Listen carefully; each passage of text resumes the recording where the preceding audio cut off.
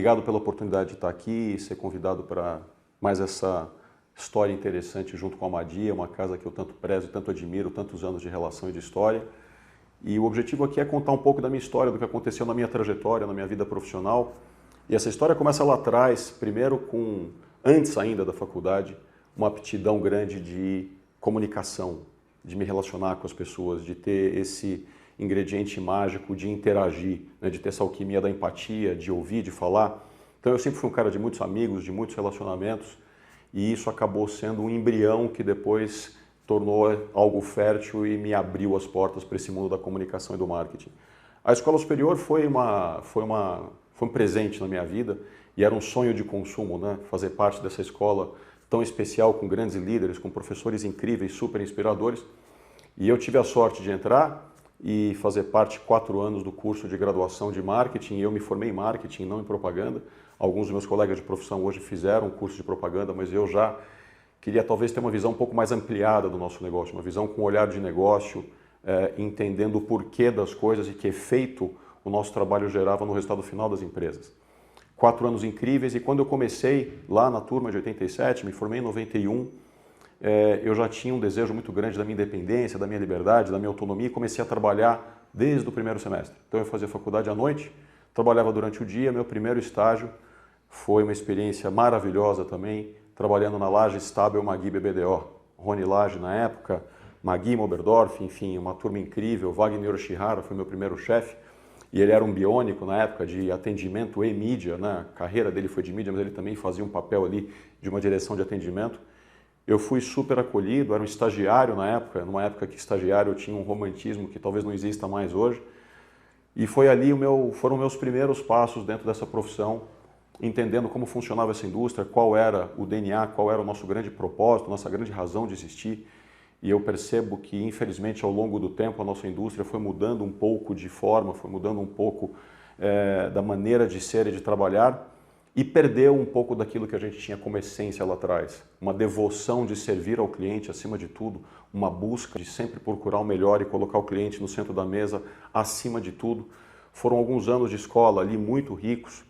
Da Laje eu tive a oportunidade de ir para o MAP na época, ainda não era BBDO, era ainda o MAP do Alex Pericinoto, né, Ercílio Trajano, uma turma que ainda era precursora da época que o Alexandre Gama e o Marcelo Serpa foram para lá. Experiência incrível, cuidando de clientes gigantescos, trabalhando com o Bradesco, que foi a primeira vez que o Bradesco saiu da Sales e foi para uma outra agência depois de muitas décadas, e a MAP foi a primeira agência a quebrar essa hegemonia. Histórias incríveis, super inspiradoras, divertidas, muito aprendizado, muito romantismo naquela época. Dali em diante a minha carreira foi tomando um rumo muito ligado ao varejo. Eu me conectei muito próximo com essa indústria porque a minha próxima casa foi a PA, e tive a oportunidade de passar vários anos com o Luiz Fernando Furquim, que era o gestor da PA, Pão de Açúcar Publicidade, e ali a gente tinha uma relação muito próxima com o próprio Abílio, que estava muito à frente do negócio, e o calor do varejo tomou conta. Foi uma experiência muito enriquecedora para mim, entender essa questão de resultado daquilo que você faz e consegue medir na hora o que está acontecendo. O nosso KPI, o nosso KPI era muito claro, né? Cada coisa que a gente fazia, o varejo tem essa latência muito grande, essa sensibilidade de o que eu faço eu vejo acontecer na hora. Foram 3 anos ali espetaculares, muito aprendizado. Da PA eu fui para a Talent, e na Talent foi uma escola de vida. O Júlio é inquestionável, né? O Júlio, o Zé, uma casa que fez grandes planejadores, né? Uma escola de planejamento, de pensadores, de olhar para o cliente de um jeito muito diferente, né? Então a profundidade em entender o porquê, entender o que era a dor do negócio. Eu lembro muito do Júlio perguntando para os clientes, e ele olhava para eles nas reuniões e falava: o que você quer que aconteça? Eu achava sensacional isso, porque muitas vezes o briefing do cliente não é o briefing verdadeiro. Isso não quer dizer que o cliente não esteja passando a verdade dele ali, mas muitas vezes ele não sabe o que precisa ser feito para resolver a dor dele. Então a pergunta, o que você quer que aconteça, estava muito mais numa dimensão, né, macro, entender onde ele queria chegar, para daí, a partir daí, a gente poder ajudar e entender como conseguia construir uma ponte, uma pista, um caminho para chegar naquele resultado. Foi uma escola sensacional. Eu fiquei ali até idos de 2000, 2001, quando eu tive a oportunidade de entrar no Grupo Nilcon. né? E esse foi o início de um casamento muito longo com Roberto Justus, que foi um grande chefe, um grande parceiro, um grande amigo, uma pessoa que eu admiro imensamente e que me ajudou muito na carreira a alavancar e a deslanchar. A minha porta de entrada na época foi na Bates, e a Bates foi um caso super interessante, era uma casa muito sedutora, né? E o Roberto, um líder nato, que conseguia colocar uma gestão muito integradora para toda a equipe. E quem me trouxe para a Bates, na verdade, foi o presidente na época, Silvio Matos, que era quem liderava aquela estrutura, e foi um grande chefe para mim. Eu tive a oportunidade de ser o head da operação de Casas Bahia durante vários anos. Era o maior anunciante do país, maior cliente da agência, obviamente, e mais uma vez uma escola. Quer dizer, vindo da oportunidade de ter trabalhado no Pão de Açúcar com um head como Abílio, que era de fato um empreendedor, um empresário sem palavras, não precisa descrever aqui acima de qualquer questão, e depois passar por uma experiência com o seu Samuel Klein, foi uma escola de vida. Foi talvez o maior MBA que eu poderia ter feito à luz do dia, diariamente.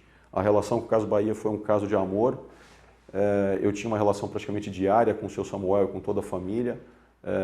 Era impressionante ouvir as histórias do seu Samuel em cada almoço que a gente fazia, de segunda até as quintas-feiras, que eram os dias que ele trabalhava, contando histórias da vida dele, histórias de um homem que teve passagens incríveis da época da guerra, dos campos de concentração, tudo que aconteceu com a jornada dele e como de alguma forma ele trazia algum aprendizado de vida para a vida real que ele vivia naquele momento, como ele aplicava nos negócios, aprendizados da resiliência, um olhar além do alcance, e a gente ali bebendo daquela água, né, para mim aquilo era um presente, e até posso dizer que eu não fazia ideia do tamanho, da potência, da proporção que aquilo que estava acontecendo comigo naquela época que eu era muito jovem, né?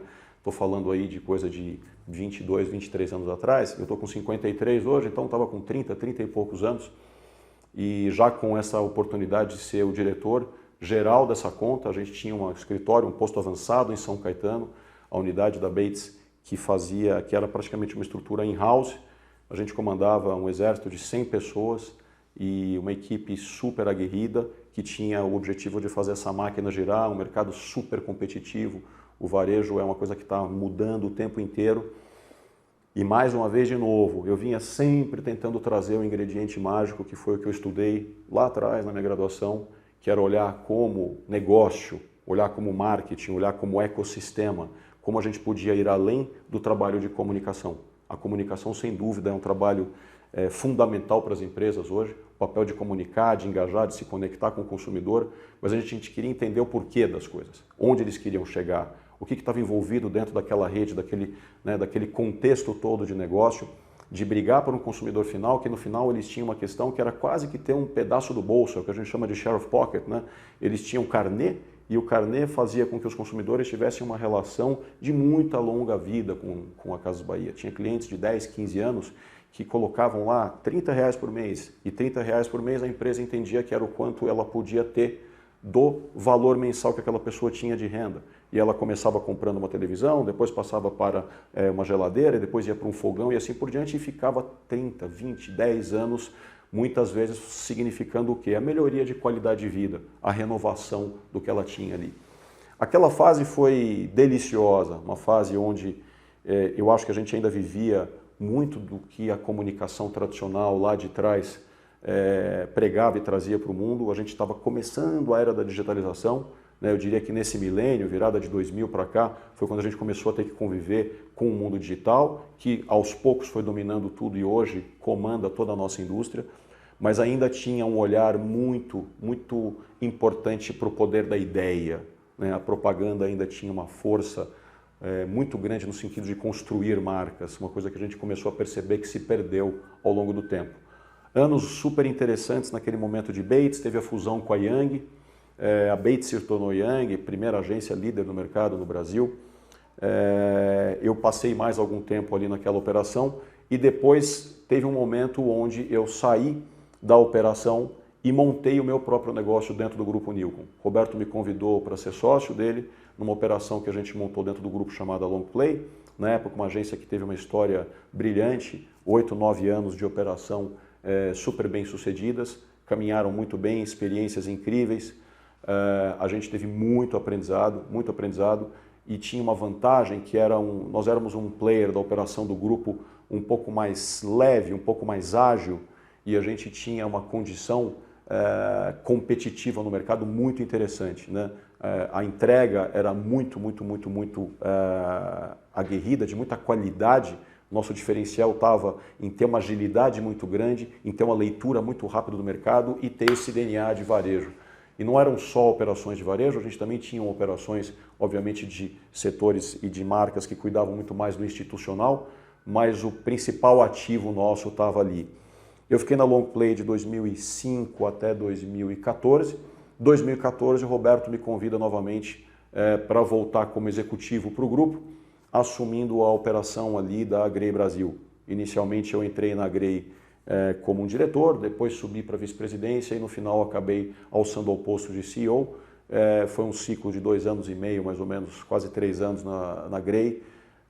Foi uma retomada de vida executiva depois de quase 10 anos na Longplay como sócio empreendedor de uma operação que era muito mais local do que global. Foi interessante um banho de loja na Grey naquele momento para entender o que estava acontecendo numa grande multinacional, uma escola de criatividade, uma casa com um DNA muito ligado à cultura pop, um olhar muito voltado para as pessoas. Então ali foi quando houve uma conexão e uma evolução da minha jornada em olhar muito para a cultura, em olhar para a importância de cuidar de gente, a importância de olhar para dentro, de cuidar da equipe, de entender como ter um time forte, unido, é talvez um dos game changers aí que faz com que uma empresa consiga estar surfando uma onda de liderança.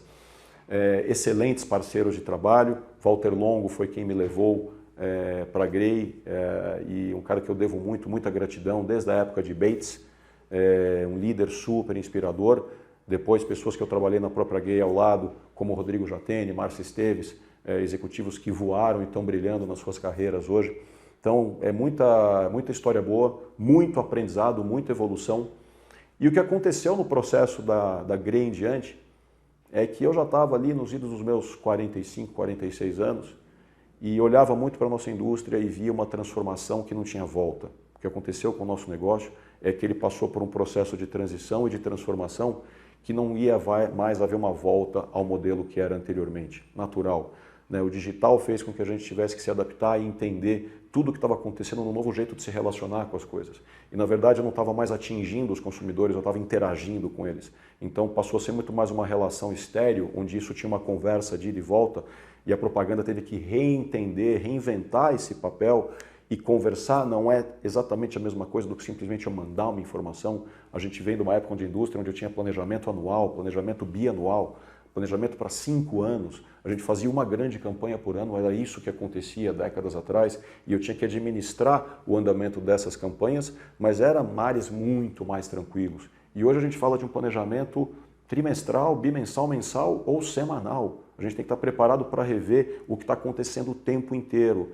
E esse movimento que parecia ser transitório se tornou de fato a regra do jogo. Hoje, conviver com o transitório é o nosso padrão. A gente tem que se adaptar e entender que essa mudança acontece constantemente.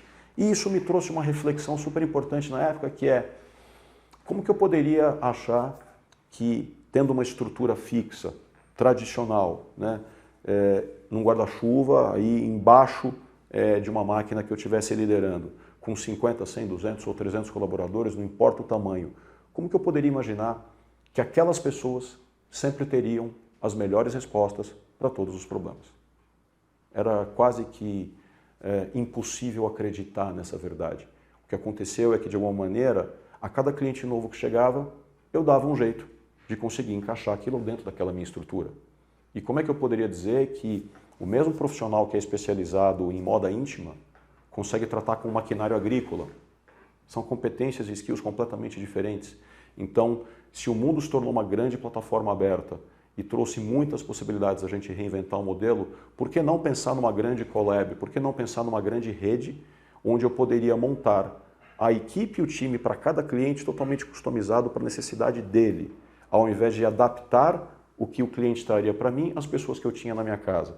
E isso começou a virar uma verdade, veio como uma intuição, veio como uma leitura do que estava acontecendo no mundo e de repente aquilo começou a me tomar e a gente vendo as estruturas, principalmente as grandes agências, com um problema seríssimo de lidar com custo, operações que não paravam em pé, porque custos muito altos de pessoal, cargos, salários, enfim, uma operação muito robusta, muito pesada, e que não conseguia mais parar em pé face ao modelo de remuneração atual da nossa indústria. A nossa remuneração foi se corrompendo. Se a gente pegar o que acontecia 10, 20, 30 anos atrás, a gente fala de uma indústria que tinha um critério, uma regra muito clara de remuneração que conseguia proporcionar condições de uma entrega de mão de obra e de qualidade de trabalho final muito, muito, muito elevada, um nível muito alto.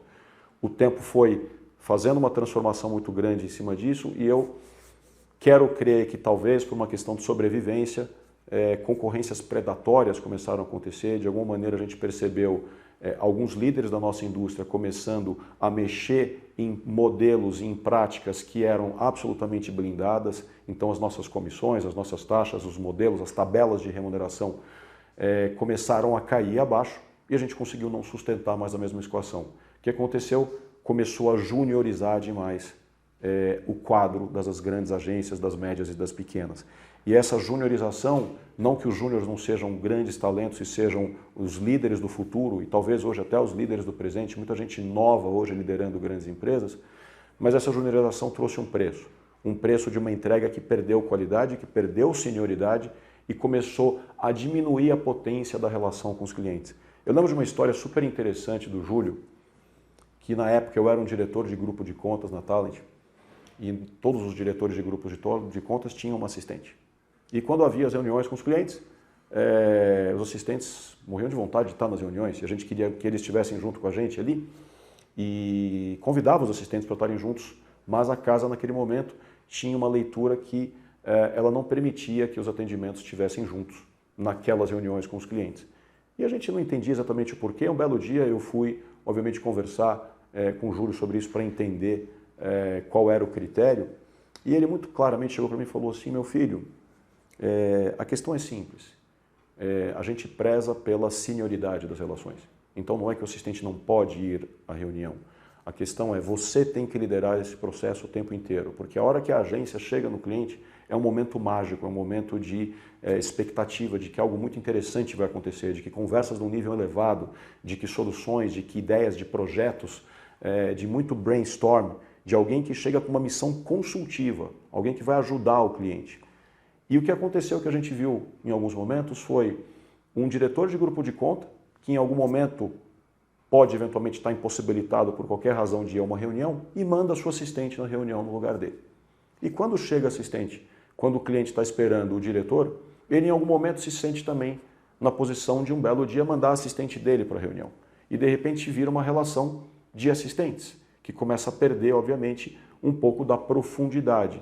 E, de alguma maneira, pode ser o começo de um fim de uma relação, porque você vai se acostumando com uma relação que vai perdendo esse cuidado, essa atenção, essa profundidade. Eu guardei aquilo para a minha vida toda, porque virou um mantra de cuidar de cada detalhe, de cuidar do processo como um todo, de não largar a mão do cliente. Eu lembro de frases antológicas no mercado que diziam que clientes que falavam que viam o presidente da empresa 2 vezes, quando ganhava a conta e quando perdia a conta, porque quando anunciava que ia perder, vinha alguém correndo, pelo amor de Deus, o que está acontecendo? E todo o comprometimento e cuidado ao longo desse processo ficava, obviamente, perdido e descuidado. Então, o que aconteceu quando eu idealizei o projeto da Huddle, que é a minha operação hoje, que foi o que eu fiz pós-Grey, ali de começo de 2017, foi idealizar uma estrutura que fosse o meu futuro, o futuro dessa fase da minha carreira, do momento que eu estou vivendo hoje e o que eu poderia imaginar daqui para frente. Um modelo mais moderno, mais leve, mais dinâmico e muito mais focado para atender a necessidade e a dor de cada cliente. Então, o que nós somos hoje? Uma rede colaborativa. Eu tenho hoje mais de 150 parceiros, todos eles com, obviamente, um pensamento de nova economia, estruturas pequenas e muitos deles profissionais liberais, atuando em diversas frentes, profissionais aqui no Brasil, em vários estados, em várias regiões e profissionais fora do Brasil, porque, obviamente, a digitalização, a própria pandemia, enfim, ela encurtou as distâncias, eu trabalho com quem eu quiser através de uma videoconferência. Grande parte dos nossos clientes hoje a relação, inclusive, é por videocall. E a gente fez isso antes de acontecer a pandemia. Lá em 2017 ainda era, de uma certa forma, um modelo novo, né? Ainda era arrojado. Mas quando eu fui levar essa proposta de valor para os clientes, eles olhavam e falavam, uau, queria entender isso aí. Era uma coisa que pegava, porque o discurso é muito forte. Pensar numa máquina onde eu vou conversar com o cliente, entendo a demanda e a dor dele e vou montar uma equipe que vai ser totalmente focada e dirigida para atender aquele tipo de necessidade. Qual era o desafio a partir dali? Era viabilizar essa operação, era criar um modelo que parasse em pé. Porque, óbvio, quando você tem uma máquina fixa, você tem a vantagem de ter a estrutura trabalhando com você 24/7 ali, e quando você está com um modelo de rede, você não tem as pessoas fixas o tempo inteiro com você, não é exatamente a mesma relação de um vínculo empregatício tradicional. Então, passava aqui, fundamentalmente, por um investimento muito, muito grande em cultura. Ou seja, as pessoas começaram a se conectar com a gente muito mais por identificar um propósito comum, né, um ideal, uma razão de existir que fazia sentido, do que basicamente pelo valor final que ela estava sendo remunerada ou pelo projeto em si. Tinha uma intenção de estar junto porque eu acreditava naquele modelo, porque eu acreditava naquela intenção, eu acreditava naquele jeito de fazer. E foi assim que nasceu o Huddle. Quando eu saí da Grey, final de 16 para começo de 17, foi uma experiência incrível que eu me dei de presente. Eu vinha de muitos anos de multinacional, de estruturas muito grandes, basicamente era um telefonema e tinha 5, 10 pessoas na minha frente fazendo brainstorm, conversando, vai um para cada lado e montando as empreitadas, os projetos dos clientes. E eu resolvi fazer um grande detox e descobrir quem eu era, o que era exatamente a minha vida naquele momento. E saí da Grey e fui para um coworking sozinho, né? Nem a minha secretária de muitos anos ficou comigo. Eu resolvi tomar as rédeas da minha vida como um todo, da minha vida pessoal, coisas que eu nem sabia mais que estavam acontecendo, e da minha vida profissional, e fazer uma espécie de um mini sabático misturado com um detox para entender qual seria o desenho dessa jornada a partir dali. Eu não queria continuar fazendo a mesma coisa do mesmo jeito, porque estava claro para mim que o mesmo jeito não ia muito longe. Acho que as agências estão se reinventando, as grandes multinacionais estão encontrando um novo jeito de atuar, entendendo que o papel delas passa a ser muito mais estratégico, né, muito mais um olhar de negócio, trazer alta octanagem criativa para ajudar os clientes no negócio deles, não simplesmente nas campanhas publicitárias, né? Então o papel da nossa indústria hoje vai muito além de ter campanhas interessantes que vão ajudar as marcas a serem lembradas, mas é olhar para o ecossistema como um todo, é entender como que eu ajudo o meu cliente a sobreviver dentro desse mundo prolixo, com clientes que não têm mais lealdade às marcas, com consumidores que estão mudando completamente o padrão dentro da sua jornada de compra. Tínhamos uma jornada tradicional, onde você primeiro conhece a marca, depois você considera, depois você compra, tem todo um processo de relacionamento e você vê uma esquizofrenia muito grande das pessoas hoje. Então, como ajudar uma marca que faz a lição de casa direitinho, que construiu marca durante muitos anos, a conseguir ter fidelização sem ter que cair hoje nesse mundo perigosíssimo de ficar refém de preço. Cada vez mais cedendo. Lembro sempre de novo do seu Samuel, que ficava falando aos quatro ventos que se o diferencial deles fosse só preço, bastava alguém abrir uma loja do lado da dele e cobrar 5% a menos que o negócio dele estava morto. E não era sobre isso, né? Era sobre a força da marca, era o que a marca representava, o que a marca entregava, era sobre toda a confiança, todo o respaldo, toda a seriedade que a marca entregava para o consumidor e ele se sentia acolhido a partir daí. Então não é simplesmente o mesmo produto que é vendido em 2 lugares e eu escolho pelo mais barato. Tem um intangível nessa história que é importante e tem o tangível, porque muitas vezes você fala também da segurança da compra. Então, esse foi um processo super interessante e que eu acho que foi um game changer para mim. Quando eu resolvi virar essa chave, resolvi me dar de presente, ficar sozinho esse tempo, foi difícil. Foi difícil porque em algum momento parecia que eu estava perdendo alguma coisa. Parecia que eu estava deixando de estar no topo da cadeia. Veio uma reação imediata, trazendo uma vontade de voltar para uma multinacional, de voltar de novo para uma posição de liderança, para ter uma sensação de, uau, eu estou aqui com o meu território protegido, eu continuo bem. Mas eu resisti e entendi que o bem era eu me reinventar. O bem era eu, de fato, reconstruir o Sérgio Prandini de dentro para fora. E foi o maior presente que eu me dei. A Huddle é hoje um caso de amor. porque eu estou há 5 anos com essa operação e o modelo de negócio que nasceu no formato de rede colaborativa e continua dessa forma até hoje, nós temos uma base fixa, uma estrutura menor, das peças mais estratégicas que me ajudam a fazer a gestão da rede, mas grande parte do nosso ativo, do nosso time, está na nuvem e atuando nos projetos dos clientes que eu tenho hoje.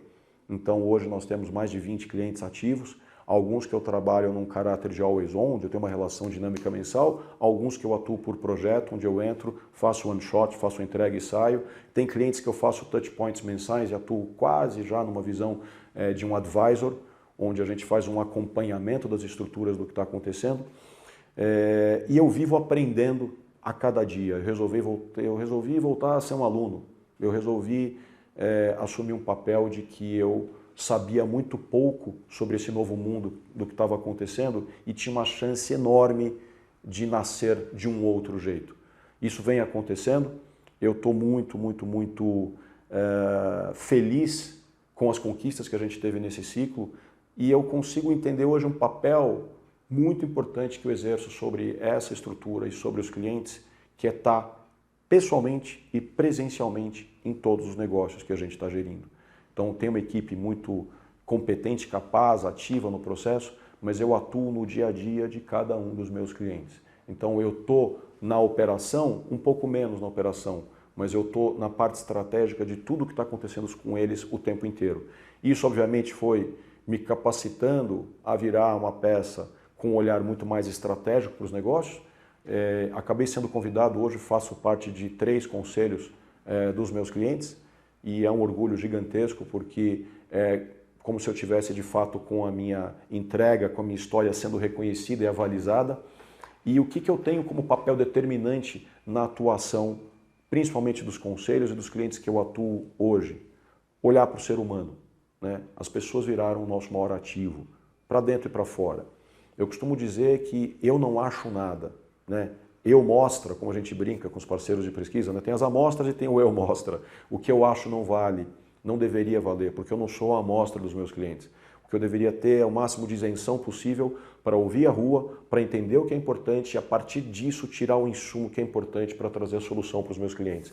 Isso virou um mantra, virou uma verdade, né? É o que a gente chama de ecocentrismo, essa é a nossa razão de ser. O nosso mercado é um mercado muito egocêntrico. E eu resolvi, inclusive, estar menos presente nas mídias, estar menos dando depoimentos como esse. Eu praticamente desapareci de tudo que o publicitário sempre prezou, que é ser a estrela. Parece que o objetivo dele era, primeiro, acabou de ganhar uma conta, mal ganhou, a primeira coisa que ele quer fazer é colocar na primeira página dos cadernos importantes e dos principais meios de comunicação que ele ganhou uma nova conta. Parece que aquilo era uma moeda de subsistência. E eu fico quietinho, porque quem tem que brilhar hoje são os meus clientes. Tudo que eu faço é para que eles brilhem, para que eles aconteçam, para que eles sejam bem-sucedidos. Esse é o verdadeiro ecocentrismo, onde o ego está de lado e quem está protagonizando é o cliente. E no final das contas, quem é o protagonista do cliente? É o consumidor final, é quem paga a conta dele. Então esse tem sido o nosso grande case, a nossa grande verdade, que é como a gente consegue aportar valor olhando para a rua e trazendo da rua aquilo que é importante para cada cliente. Então, pessoas virou o nosso verdadeiro mantra, é isso que eu vejo daqui para frente, um mundo onde essa nova geração está cada vez mais volátil, está cada vez mais fugaz, a gente não está conseguindo ter retenção de talentos porque eles não estão presos a nenhum tipo de critério que tradicionalmente a gente conhecia. E o que eu tenho percebido que tem funcionado muito com essa turma é esse olhar. É olhar onde a gente não é dono da verdade, é olhar onde a gente quer entender e quer aprender com os novos talentos que estão vindo por aí. É olhar onde a gente, na verdade, quer ser um grande ambiente de condução dessa conversa, desse bate-papo, para que isso possa trazer o melhor como solução de negócio e de trabalho para os nossos clientes. Eu diria que marketing e a minha história, eles andam quase que entrelaçados. Em alguns momentos eu acho até que eu tive alguns períodos de reflexão sobre o quanto o marketing era a minha jornada mesmo ou não. Em outros eu tinha essa certeza absoluta e esse caso de amor foi passando por idas e vindas e amadurecimentos para chegar onde eu estou hoje. Ser graduado em marketing pela escola superior ou ser pós-graduado em psicologia do consumidor pela Universidade de Colômbia ou tantos outros cursos que eu fiz ao longo da minha carreira, até porque eu acho que educação continuada hoje é o grande nome do jogo, né? Eu voltei a ser estagiário e me considero faixa branca numa série de assuntos e adoro isso porque é a humildade de saber que a gente tem que aprender sempre. Eu diria que o marketing, talvez uma das coisas mais interessantes seja esse desafio da evolução constante. E talvez até ele tenha um nome no gerúndio, porque ele fale um pouco sobre isso, sobre a prática de você estar o tempo inteiro aprendendo a se reinventar, aprendendo a entender qual é o melhor conjunto de práticas para a tua vida, pessoal ou profissional, para manter o seu negócio ou você ativo e vivo do jeito que for melhor para cada um dos casos. Então, conjunto de práticas que podem ser aplicadas para que uma empresa esteja performando o seu melhor, ou o conjunto de práticas que pode ser aplicada para que um indivíduo esteja sendo e performando o seu melhor, essa é uma visão, para mim, inquestionável sobre evolução. Eu adoro o pensamento de saber que a cada dia a gente pode ser um pouco melhor do que o dia anterior, né? O processo de evolução é sobre isso, como eu vou acumulando conhecimento, como eu vou aprendendo cada vez mais e devolvendo isso para uma vida melhor, uma vida onde eu posso ajudar pessoas, e esse caso da filantropia, enfim, do terceiro setor, é uma coisa que eu sou apaixonado. Então, eu ajudo muita gente, eu ajudo várias instituições, tenho um trabalho pro bono numa série de frentes e muita gente não sabe, e eu não faço isso porque as pessoas precisam saber, eu faço porque faz parte do que eu acredito. E eu acho que isso é sobre marketing, é sobre fazer um mundo melhor, é sobre um conjunto de ações e de coisas que a gente pode promover para que todo o ecossistema esteja melhor. Para mim, talvez essa seja o superlativo, a amplificação da visão do marketing literal que as pessoas estudam na universidade e preconizam no dia a dia. Então, é impossível separar o meu lado pessoal do meu lado profissional, porque isso virou um mantra, virou uma verdade, virou uma razão de existir. O jeito de pensar na forma como eu conduzo as minhas coisas, como eu cuido dos meus filhos, como eu penso na minha vida pessoal e familiar, social. Eu talvez seja uma das pessoas que eu conheço que mais tem amigos de todo mundo que vive à minha volta. Ter amigos não é uma coisa simples, né? Ter amigos é um ato de fé porque você precisa cuidar das pessoas que você gosta. E amigos de verdade são aqueles que você mais cuida do que é cuidado, muitas vezes. Aqueles que você mais ouve do que é ouvido. E olha que interessante como tem uma relação com o nosso trabalho, com os nossos clientes, né? Mais ouvir, mais entender, mais ter essa capacidade de observar, de olhar para a rua. Então eu acho que o marketing é uma religião, se a gente olhar dessa forma, né? É um jeito de ser, é um estado de espírito, é uma crença, é um valor, é uma verdade. E é isso que eu tenho feito ao longo da minha vida, tanto na minha vida pessoal quanto profissional. Eu diria que o marketing, do jeito objetivo e subjetivo, tem regrado muito a minha vida.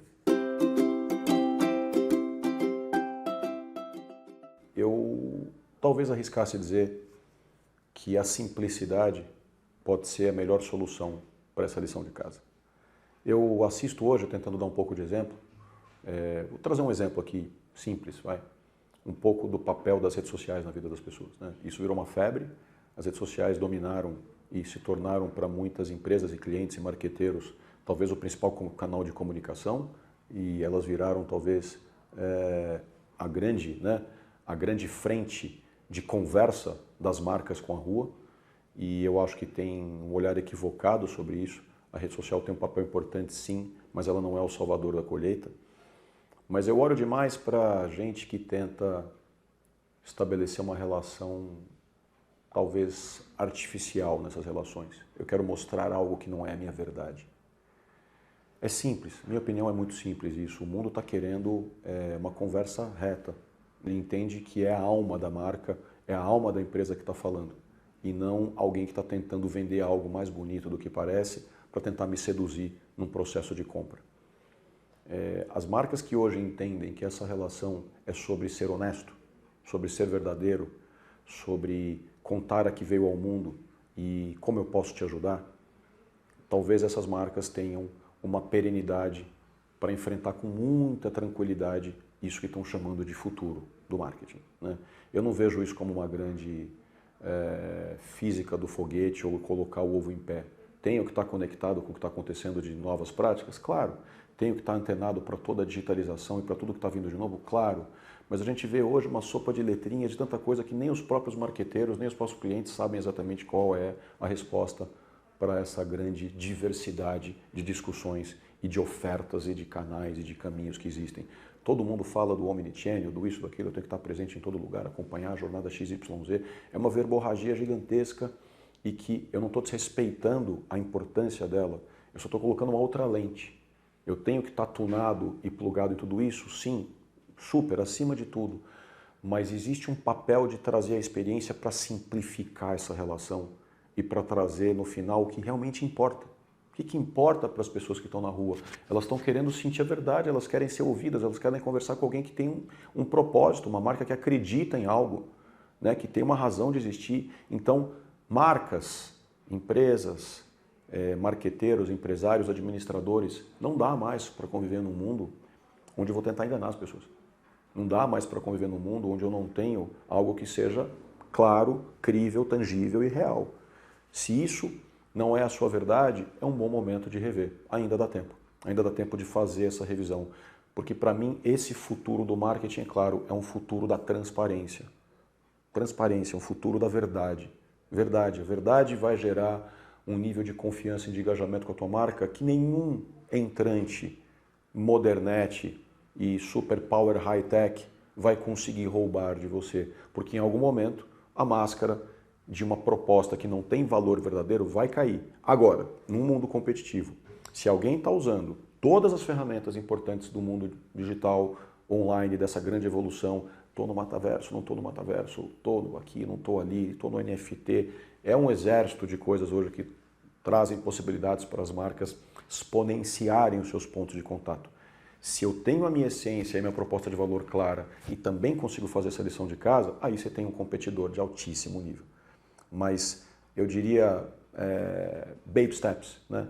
Fazer o básico bem feito, tem uma proposta de valor que seja crível, que seja a sua verdade. Leva isso com transparência para a rua. Para mim esse é o presente, é o passado e é o futuro do marketing.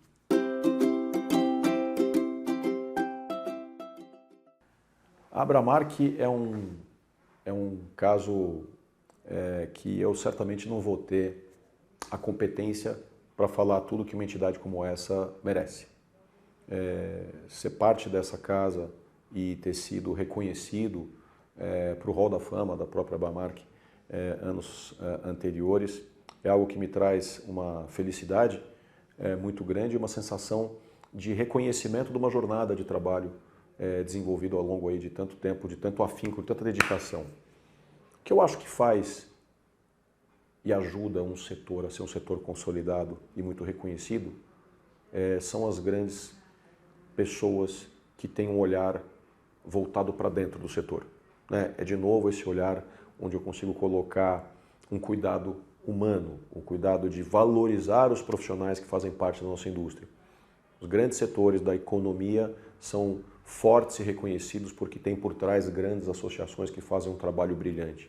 Eu acho que no caso do marketing a gente teve essa oportunidade, esse presente de ter uma Dia como um grande embaixador e impulsionador dos profissionais que fazem parte da nossa indústria.